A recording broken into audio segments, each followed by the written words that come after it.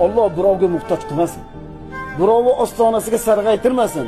O'zidan o'zgani oldida boshlarimizni egiltirmasin. O'zidan o'zgani oldida muhtoj qilmasinki, alhamdulillah deb shukrni ko'paytiring. Hayotingizda, kalendaringizda, o'zingizni har kungi kunlik soatingizdagi kimni shukri ko'paysa, kim minnatdor bo'lsa, vaziyatdan, hodisalardan, kim nima ustingizga mayli alga aytadi-ku ulamolar. Tosh otsa nima qiling desa, toshni o'sha yig'ib qo'ysang zo'r imorat chiqadi toshdan. Hozir juda chiroyli.